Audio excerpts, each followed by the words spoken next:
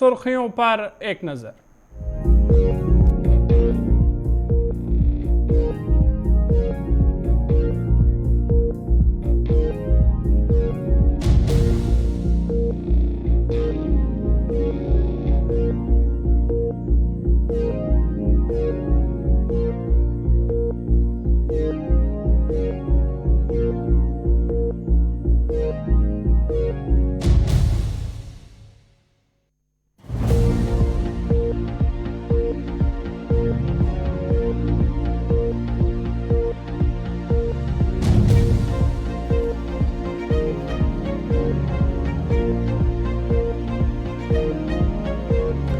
सुर्खियों के बाद खबरें तफसीलात के साथ। सबसे पहले बड़े और अहम खबर के हवाले से बात करेंगे। आपको बता दें कि दफा 370 पर आज से समाअत का बाज़ाब्ता तौर पर आगाज हुआ है। करीबन 4 साल बाद यह अहम पेशरफ्त हुई है। दफा 370 और 35A पर समाअत शुरू हुई है और इस वक्त सुप्रीम कोर्ट में समाअत चल रही है। 5 जजों की आईनी बेंच दफा 370 मामले की समाअत कर रही है, जिसकी सरबराही चीफ जस्टिस DY चंद्रचूड़ कर रहे हैं। आपको बता दें कि सीनियर और माहिर एडवोकेट कपिल सबल उन्होंने बहस का आगाज किया और दलाइल सुप्रीम कोर्ट के सामने रखे।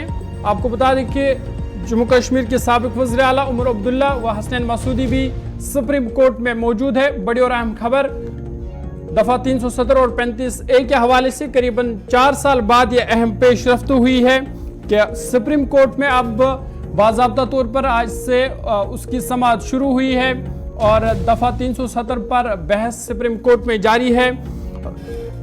बेंच की सरबराही चीफ जस्टिस DY चंद्रचूड़ कर रहे हैं।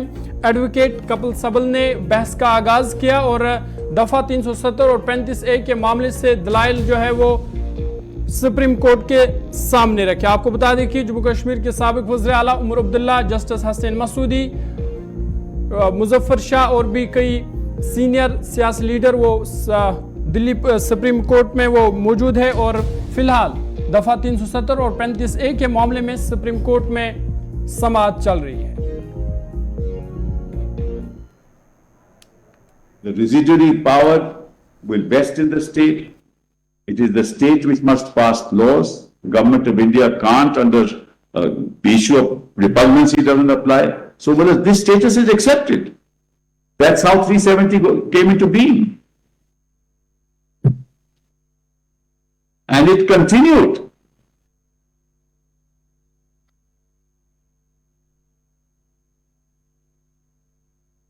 Yes, so that will come to later. Then the distribution of revenues comes, and that we are not really concerned with at the moment. Now kindly come back to volume 2, Malad, of the written submissions, volume 2, page 41.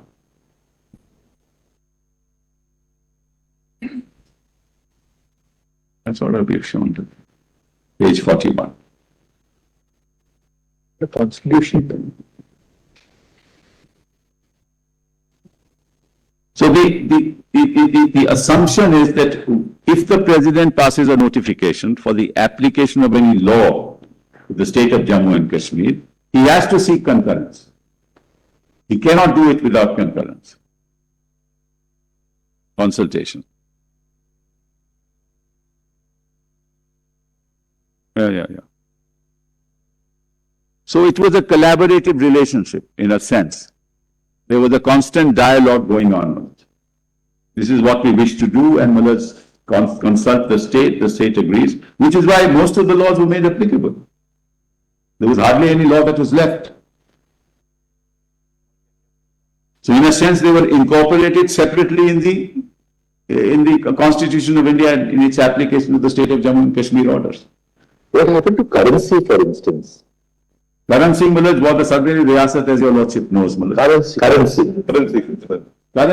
No, currency was Indian currency. No, because if you see currency in the Constitution is governed by entry 36 of List 1. Yes. But there is no reference to entry 36 of List 1 in the adaptation order. But it will come later. There were adaptation orders, subsequent adaptation orders. I'll come to that. I'll show that, Your Lordship. Because several, this comes in 1954, we have another adaptation order.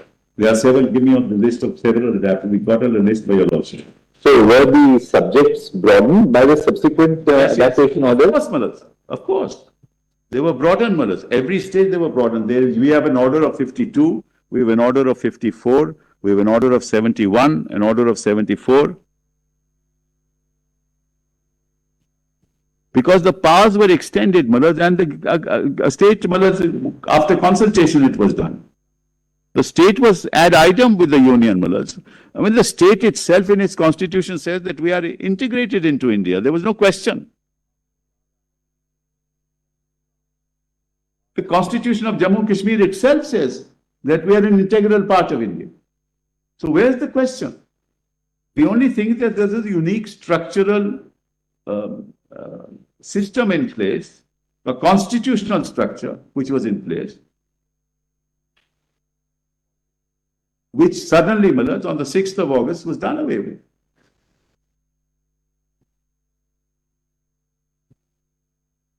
And Malas, with the greatest respect, though I don't want to use that expression, suddenly, Malas, in Parliament, it was said that we are doing this at 11 o'clock. Nobody knew about it. There was no consultation of any sort. So it was, Malas, as I said, the governor of the state and Parliament, and of course the powers that be, they decided to do this one fine morning and tossed it out. So, Malas, page 41. The Government of India published its white paper on Indian states clarifying the nature of Article 370. The effect of this provision, this is important, we're talking about 1950 itself. The effect of this provision is that the state of Jammu and Kashmir continues to be a part of India. Nobody disputes it. Nobody ever disputed it. It is a unit of the Indian Union. And the Union Parliament will have jurisdiction to make laws for the state on matters specified either in the instrument of accession or by later additions with the concurrence of the government of the state. My lords asked me that question. Steps will be taken for the purpose of convening a constituent assembly. The Lordship knows, Malas, this is very important. At that time, when, Malas, we became a republic, 370 was there. And 370 mentions the Constituent Assembly. But the Constituent Assembly had not yet been convened in the state of Jammu and Kashmir. That was convened in 1951, December.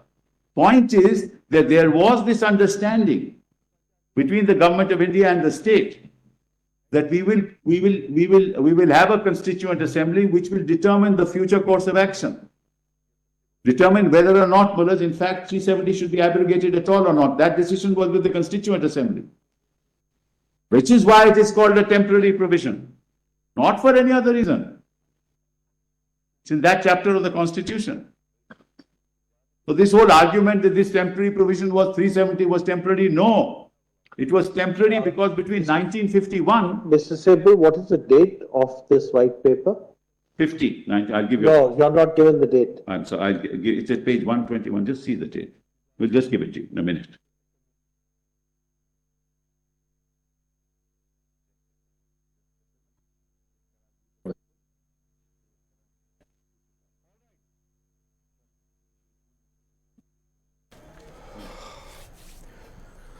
बड़ी और अहम खबर आपको बता दें कि दफा 370 पर आज से समाअत शुरू हुई है और फिलहाल सुप्रीम कोर्ट में समाअत जारी है। कपिल सिब्बल लगातार इस हवाले से दफा 370 के हवाले से दलाइल पेश कर रहे हैं और गुलिस्तान न्यूज़ लगातार आपको सुप्रीम कोर्ट से लाइव कवरेज दिखा रहा है कि क्या कुछ दलाइल पेश किए जा रहे हैं। सीधा एग्जीक्यूटिव एडिटर इशफाक गौर हमारे साथ है। इशफाक, जिस तरह से हम देख रहे हैं कि अभी जो है कपिल सिब्बल ही बोल रहे हैं, तो क्या कुछ दलाइल अभी तक उन्होंने पेश किए और कितना वक्त दिया गया है उसको दलाइल पेश करने का? देखिए, जहाँ तक कपिल सिब्बल की बात करें तो कुल मिलाकर कपिल सिब्बल को 8 घंटे का वक्त दिया गया है और 8 घंटे का वक्त में वो अपनी बात रखेंगे कि क्यों वो मानते हैं कि 5 अगस्त को जो मूव गवर्नमेंट ऑफ इंडिया की तरफ से किया गया वो कॉन्स्टिट्यूशन के दायरे में नहीं है, आइन के दायरे में नहीं है।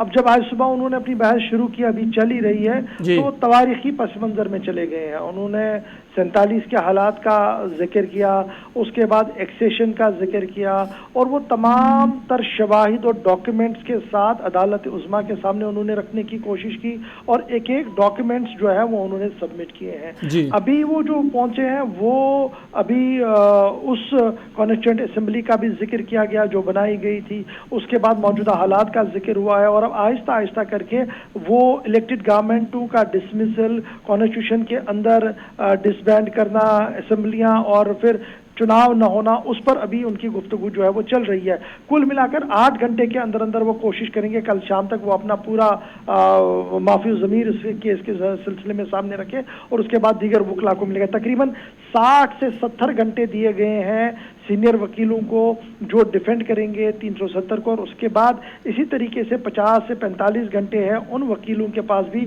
जो इसकी मुखालफत में है, जिनका ये मानना है कि सरकार का मौक़िफ़ सही है। तो इस तरीके से बहस का आज आगाज़ हो गया है। हर दिन ये बहस चलेगी, सिर्फ 2 दिन नहीं रहेगी, एक मंडे को और फ्राइडे को ये बहस नहीं रहेगी, बाकी कंटिन्यूसली जस्टिस जो चीफ जस्टिस साहब हैं वो इस केस को सुनेंगे, और उनके साथ दीगर जज साहिबान भी वहाँ पर बैठे हुए हैं। इशफाक, अभी कौन कौन से वकला है जो कपिल सिब्बल के बाद जो है अपना पक्ष रखेंगे, और उसके बाद जो इसकी मुखालफत कर रहे हैं वो भी अपना जो पक्ष है वो देखिए, आज जो सुप्रीम कोर्ट की तरफ से थोड़ी देर पहले जारी किया गया नोटिस, उसमें तकरीबन 18 से ज़्यादा वकीलों के नाम जो है वो सामने रखे गए हैं, और 18 के करीब वकीलों के नाम हैं, और टोटल 60 घंटे अप्रॉक्सीमेटली जो है वो अप्रूव किए गए हैं, और एडिशनल एडवोकेट ऑन रिकॉर्ड जो है, जो नोडल काउंसलर है, उनकी तरफ से ये नोटिस जारी कर दिया गया है। अभी कपिल सिब्बल साहब करेंगे, 10 घंटे इनको दिया गया है। ये रिटन सबमिशन टेंडर करेंगे आज से, और कंक्लूड करेंगे सेपरेट कम्प्लीमेंट्स के साथ जो WS कंप्लेंट्स पेज 1 के ऊपर है, उस पर ये सारी बहस रखेंगे। उसके बाद advocate Gopal Subramanium senior advocate है, 10 घंटे इनको भी दे दिए गए हैं। डॉक्टर राजीव धवन साहब को 2 घंटे दे दिए गए हैं। एडवोकेट दुष्यंत देवी सीनियर एडवोकेट है, 4 घंटे इन्हें दिए गए हैं। शेखर एडवोकेट शेखर को 8 घंटे दिए गए हैं। दिनेश द्विवेदी को 3 घंटे दिए गए हैं। जफर शाह 8 घंटों का समय इन्हें दिया गया है। चंदन उदय सिंह सीनियर एडवोकेट है, 4 घंटे इन्हें दिए गए हैं। इसी तरीके से प्रशांत सेन साहब 3 घंटे इन्हें दिए गए हैं, और गोपाल शंकर कृष्णन साहब को 3.5 घंटे का वक्त दिया गया है। नितिन रामाकृष्णन साहब को 30 मिनट का समय दिया गया है। इरफान हफीज लोन PNP में जो है उन्हें 10 मिनट दिया गया है। मनीष तिवारी जो कांग्रेस के हैं 15 मिनट उन्हें दिया गया है। जहूर को 10 मिनट दिए गए हैं, एडवोकेट जहूर भट्ट को 10 मिनट दिए गए हैं। PV सुरेंद्र नाथन को 30 मिनट दिए गए हैं, और इसी तरीके से WPC 1022 को 20 मिनट दे दिए गए। तो कुल मिलाकर 60 घंटे का टेंटेटिव लिस्ट जो है बन रहा है, तो इस पर बहस होगी जो इसके हक में बोलेंगे, और उसके बाद दूसरी लिस्ट आएगी जहां पर सॉलिसिटर जनरल साहब अपनी बात रखेंगे, और वो पिटिशनर जो इसके मुखालफत में है वो अपना मौक़िफ़ ज़मीर सामने रखेंगे। इशफाक, एक अहम सवाल यह भी कि जिस तरह से हम देख रहे हैं कि 5 अगस्त 2019 के बाद जो जम्मू कश्मीर की सियासी पार्टी है या दिल्ली की है, वो लगातार इस पर बहस कर रहे थे, बयानबाजी इस पर चल रही थी, कहीं ना कहीं ये एक मुद्दा बन गया था। और अब क्योंकि ये मामला अब सुप्रीम कोर्ट में है, तो क्या हम ये समझे कि इस पर अब लगाम लग गई है कि सियासी पार्टी अब इस पर ज़्यादा बयानबाजी नहीं करेंगे?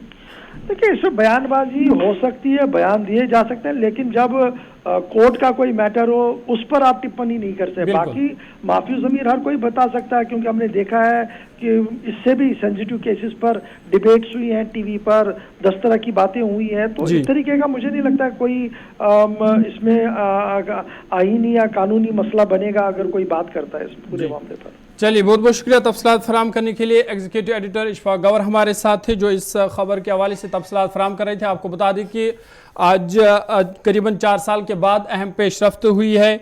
दफ़ा 370 और 35A के मामले पर आज से सुप्रीम कोर्ट में समाअत शुरू हुई है, और फिलहाल इस वक्त सुप्रीम कोर्ट में समाअत चल रही है। लगातार गुलिस्तान न्यूज़ आपको पल पल की अपडेट दे रहा है कि इस मामले को लेकर पल पल की अपडेट दे रहा है कि किस तरह सुनवाई हो रहे हैं, क्या कुछ दलाइल पेश किए जा रहे हैं। और आपको बता दें कि फिलहाल एडवोकेट कपिल सबल उन्होंने इस बहस का आगाज़ किया, चर्चे का आगाज़ किया और अपने दलाइल जो है वो फिलहाल सुप्रीम कोर्ट के सामने जो है वो रख रहे हैं। इधर आपको बता दें कि जम्मू कश्मीर के कई सियासी लीडर वो भी सुप्रीम कोर्ट में मौजूद है। जम्मू कश्मीर के साबिक वज़ीर आला उमर अब्दुल्ला, जस्टिस हसनैन मसूदी और मुजफ्फर शाह वो भी सुप्रीम कोर्ट में मौजूद है और फिलहाल सबकी नजरें सुप्रीम कोर्ट पर है। लगातार इस पर बहस जारी है और गुलिस्तान न्यूज़ पल पल के अपडेट आप तक इस हवाले से पहुंचाएगा।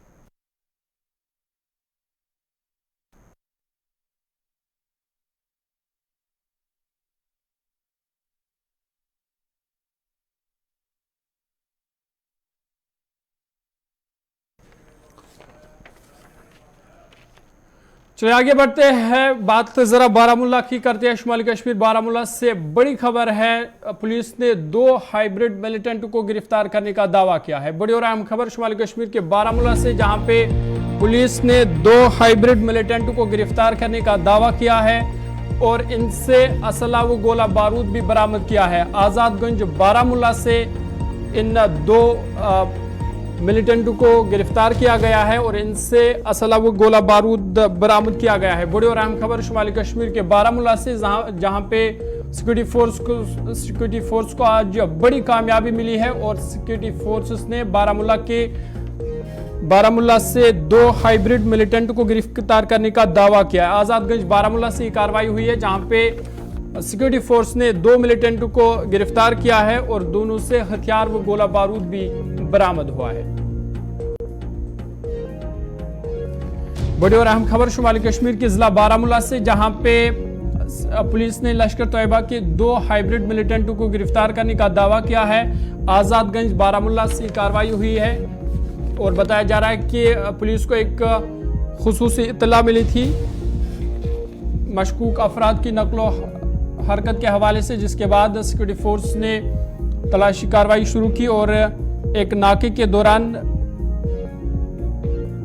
पुलिस की जॉइंट फोर्स, सीआरपीएफ और 46 RR आर्मी ने आजादगंज ओल्ड टाउन में एक नाका लगाया, जिसके बाद मुश्तबा अफराद ने नाका पार्टी को देखकर फरार होने की कोशिश की, ताहम उसके बाद इन दोनों को पकड़ लिया है। और बताया जा रहा है कि तलाशी के दौरान इनके पास से एक पिस्टल मैगजीन, 4 जिंदा पिस्टल राउंड, एक दस्ती बम बरामद हुआ और फिलहाल पुलिस ने इन दोनों को अपनी तहवील में लिया है।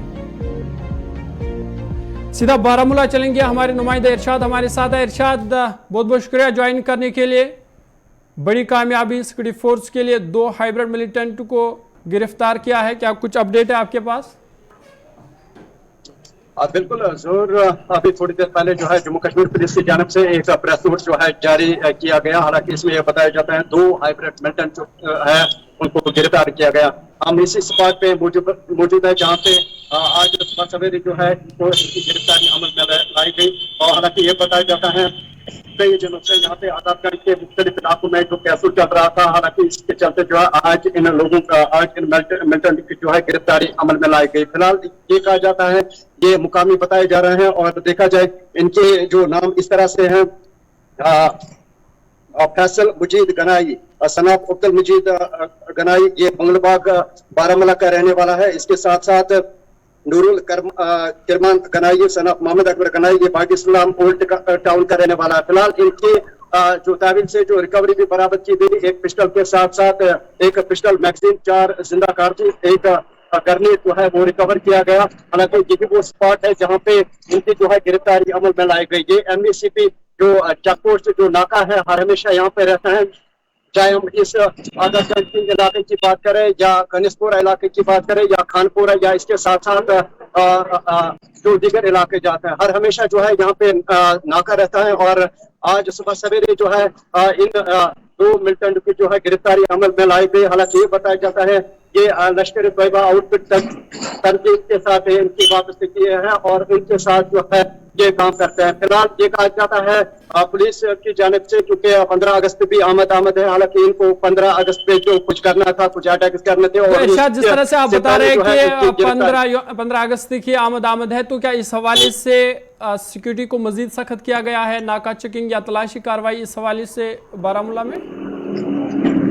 जी बिल्कुल, अगर देखा जाए यहाँ पे करालहार की बात करें या कनेस्पोरा या इसके साथ साथ भोजबाग या खानपुरा या ओल्ड टाउन के मुख्तलिफ इलाकों में, यानी कि हम आधा करें या खानपुरा ब्रिज के हवाले से बात करें या इसके साथ साथ स्टेडियम कॉलोनी के हवाले से बात करें, हर हमेशा जो है नेशनल हाईवे के साथ साथ चाहे दीगर रोड हैं, यहाँ पे जो है नाके लगाए जाते हैं। हालांकि 15 अगस्त जो है आने वाला है, इसके साथ साथ देखा जाए यहाँ पे जो है सिक्योरिटी के सख्त इंतजाम किए गए हैं। हालांकि इस वक्त आप देख सकते हैं जहाँ पे ये विजुअल आप देख सकते हैं,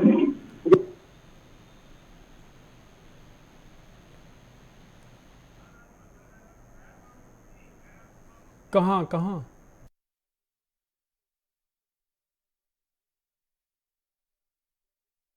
सीधा आपको श्रीनगर ले चलते हैं, जहां PDP सरपरस्त Mehbooba Mufti press conference कर रही है। क्या कुछ कह रही है, आइए सुनते हैं।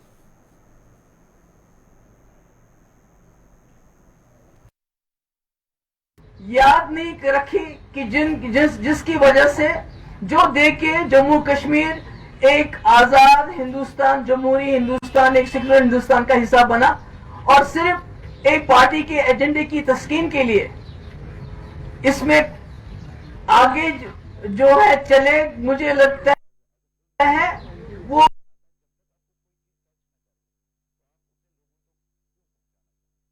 न सिर्फ जम्मू कश्मीर के लिए बल्कि पूरे मुल्क के लिए खतरनाक हो सकता है। क्योंकि आपने देखा जो बीजेपी की जमात है वो न सिर्फ अपनी ब्रूट मेजॉरिटी से इस मुल्क के आईन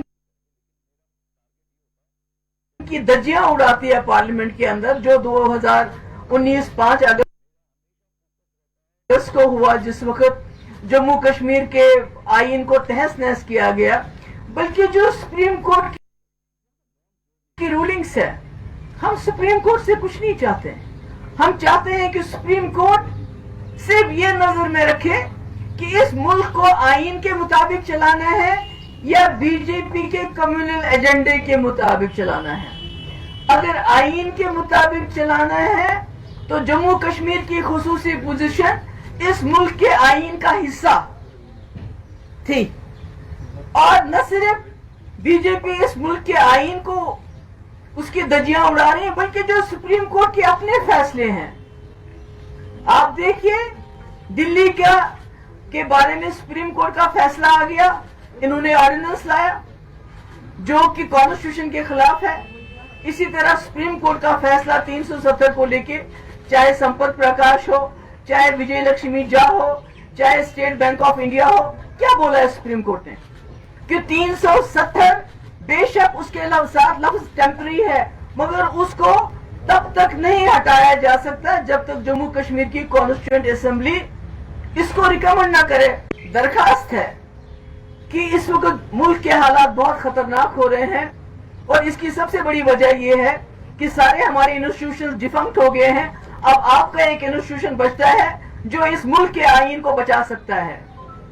हमें मालूम है कि हालात खतरनाक है, इतना आसान नहीं है आप लोगों के लिए भी, जो हम देख रहे हैं, जो मुल्क के हालात देख रहे हैं, जिस तरह से गोलियां, दिन दहाड़े गोलियां चलाई जाती हैं, नारे लगाए जाते हैं। तो अगर सुप्रीम कोर्ट इस मुल्क को बचाना चाहता है तो इस मुल्क के आईन को बचाना होगा। अगर इस मुल्क को आईन को बचाएंगे आप तो इस मुल्क के लोगों के हुकूक, उनकी जिंदगियों को आप बचाएंगे।